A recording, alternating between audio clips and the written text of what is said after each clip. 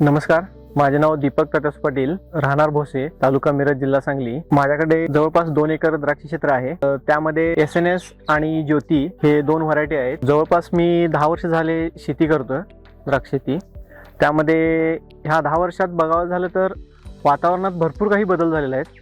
त्या वातावरणाच्या बदलानुसार शेतकऱ्यांनी कसं बदललं पाहिजे ह्यासाठी आम्ही नवीन तंत्रज्ञानाकडे वळत होतो। त्या नवीन तंत्रज्ञानाकडे वळताना आम्हाला फायलोची साथ भेटली। त्यामध्ये पाणी नियोजन कसं केलं पाहिजे आणि कुठल्या स्टेजला किती पाणी दिलं पाहिजे आणि त्या स्टेजला तुमची खताची मात्रा किती दिली पाहिजे, कुठल्या स्प्रेडमध्ये ट्रेस दिला पाहिजे, हे सर्व आम्ही ह्या फायलो मिशनद्वारे आम्ही बघत आहोत। त्याचप्रमाणे आपली खरड छाटणी झाल्यानंतर पाणी नियोजन हे फार मोठं नियोजन आहे। त्या पिरियडमध्ये आपलं फळ छाटणीनंतर आपण नियोजन खूप करतो, खरड छाटणीमध्ये नियोजन करत नाही। मेन नियोजन करायचं आहे ते आपल्याला खरड छाटणीसाठी करायचं आहे। त्यावेळीच आपल्याला गर्भधारणेचा पिरियड आहे, त्यावेळीच आपल्याला मालाची किती माल आपल्याला पडेल हे आपल्याला त्यावेळी प्रॅक्टिस करायची आहे। त्याचबरोबर स्टेजनुसार आपल्याला आता कोणत्या स्टेजला किती पाणी द्यायचं आहे आणि कोणत्या व्हरायटीला किती पाणी लागेल हे ह्या ॲपद्वारे नोटिफिकेशन आपल्याला मिळत राहतं।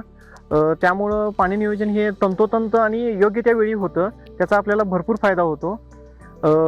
आपण फळ छाटणी जेव्हा करतो त्यावेळी एकसारखं स्प्राउटिंग होण्यासाठी पाणी मॅनेजमेंट हा खूप महत्त्वाचा मुद्दा आहे आणि त्याच्यानुसार केल्यानंतर आपले घड बाळीवर जाणे, घड जिरणे ह्या समस्या पहिला भरपूर प्रमाणात जाणवत होत्या। आता त्यांचं पर्सेंटेज खूप कमी आलेलं आहे। ह्या नियोजनामध्ये आपल्याला पाणी कधी सोडायला पाहिजे, म्हणजे वापसा कंडिशन कधी येते हे कधी आम्हाला तर अनुभव नव्हते की वापसा कंडिशन कधी येते ते। मग ह्या फायलोद्वारे अलर्ट तर मिळतो, वापसा कंडिशन आलेलं आहे, पाणी सोडा। त्याच्यानुसार त्यांनी वॉटर टँक काढून दिलेला आहे, पाणी किती तास सोडायला पाहिजे, कोणत्या पद्धतीने पाणी गेलं पाहिजे, कंटिन्युटी पाण्याची कशी असली पाहिजे, कुठल्या जमिनीला किती डिस्चार्जनं पाणी गेलं पाहिजे हे देखील त्यामध्ये त्यांनी काढून देतात। त्यांची सर्व्हिस म्हणजे खूप छान आहे। फोन केला की त्याच दिवशी नसेल तर दुसऱ्या दिवशी त्यांचा कोणताही एक्झिक्युटिव्ह आपल्या प्लॉटवर येऊन जातोच, भेट देतो। त्यामुळं आम्हाला समाधानकारक वाटतं ते। माझ्याकडे एक डिव्हाइस कायरो आणि एक डिव्हाइस नीरो आहे। त्यामध्ये कायरो डिव्हाइसमध्ये तुम्हाला वेदर आणि रोग कीड हे सर्व तुम्हाला अलर्टमध्ये नोटिफिकेशन येत राहतात। त्याच्यानुसार आपल्याला आज कोणती फवारणी घ्यायची आहे हे देखील तुम्हाला त्याद्वारे कळतं की आपलं रेग्युलरली स्प्रेचं कसं होतं की आज कोणता स्प्रे घेऊ, काल हा स्प्रे घेतला, आज घेऊ का नको, तर एक्झॅक्ट कोणता स्प्रे पाहिजे ह्या त्या डिव्हाइसनुसार आता आपल्याला कळत आहे। त्यामुळं गेल्या वर्षी जर बघितलं तर सगळीकडे बॅक्टेरियाचे स्पॉट होते, आमच्या प्लॉटमध्ये एक देखील स्पॉट नव्हता, कारण करप्याचं उच्चमध्ये म्हणजे जवळजवळ 100% करपा दाखवत होता। त्यावेळी आम्ही एक अलर्टमध्ये स्प्रे घेतलेला होता, त्यामुळे आमच्या दोन्ही प्लॉटमध्ये बॅक्टेरियल करप्याचा एकही स्पॉट नव्हता। त्याचबरोबर डेल्टा टी म्हणजे औषध मारायला वातावरण तुम्हाला योग्य आहे की नाही हे पण त्यात दाखवलं जातं। त्याच्यानुसार आपण जे औषध मारणार आहे त्याचा रिझल्ट आपल्याला 100% मिळत नाही आहे, खरं आपण त्याच्यानुसार मारलं तर आपण जे आधी औषधं स्प्रे करत होतो त्याच्यापेक्षा कितीतरी पटीनं आपल्याला रिझल्ट हा चांगला भेटतो ह्याच्यानुसार।